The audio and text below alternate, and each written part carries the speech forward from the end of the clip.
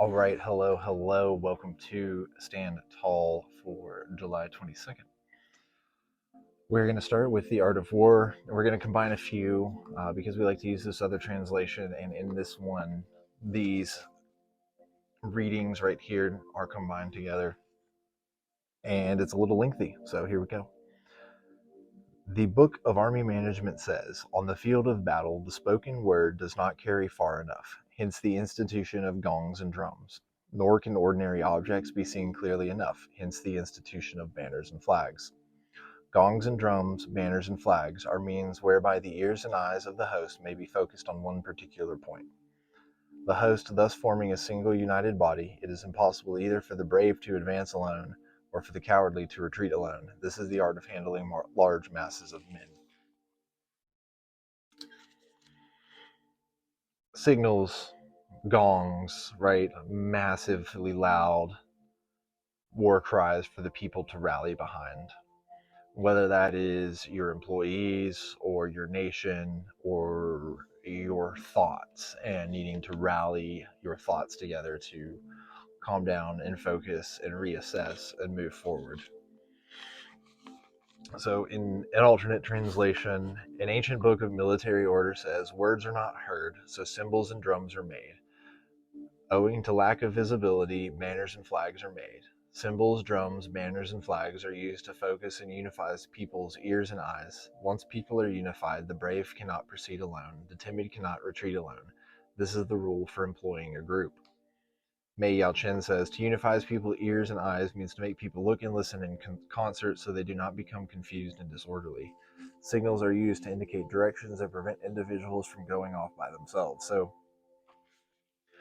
the signaling and the signals, whether that be a signal to ourselves to stop and slow down, a signal from our body that we're injured, that we need to take a break, a signal from our employees that maybe the strategy that we're about to embark on isn't the way to go, a symbol, and then just being open to any kind of feedback is the way to manage an army. So July 22nd, let's bring it to the West. No one has a gun to your head. From Seneca, nothing is noble if it's done unwillingly or under compulsion. Every noble deed is voluntary. Seneca, Moral Letters 66.16b. You don't have to do the right thing. You always have the option to be selfish, rude, awful, short-sighted, pedantic, evil, or stupid. In fact, sometimes there are incentives to break bad. Certainly not every criminal gets caught. But how does this line of thinking usually work out for people? What's that life like? You don't have to do the right thing, just as you don't have to do your duty. You get to, you want to. I think you want to is just powerful in itself. That is something that, we're here. 1 in 4 trillion odds just to be you, just to be born. So with that stacked against you already, and what you have in front of you and the opportunity, like, you should want to always do the best thing and the right thing. And sometimes, we're not perfect. You don't have to do the right thing. You always have the option to be selfish, rude, these basically sins, as it were. And yeah, there are incentives to break bad. I mean, the laws necessarily aren't always the most ethical thing. Sometimes there are incentive programs put in place that are harmful. So you should be thoughtful and reminiscent of that in instances throughout your life. And I think, but how does that line of thinking usually work out for people? What's that life like? I think that's an opportunity to seek out and learn from the mistakes of others. Just either listen to stories, go out and see for yourself, ask someone more experienced. And then, as far as duty and doing the right thing,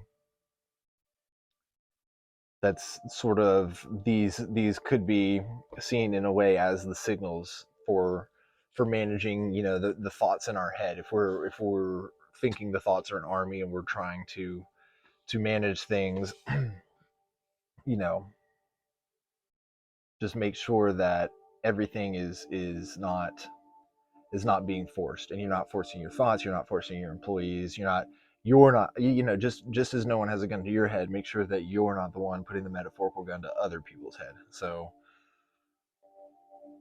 very, very powerful words from the Daily Stoic. um, that's all I have. I look forward to hearing how you interpret those two readings, bringing east and west together, unifying people's ears and eyes to make people listen in concert so that they do not become confused and disorderly. Wise words from Mei Yaochin, as well as we want to continue being open and moving forward in this process together that we call life and being human beings on this planet. So 1 in 4 billion odds we're here. Let's make the most of it and keep standing tall.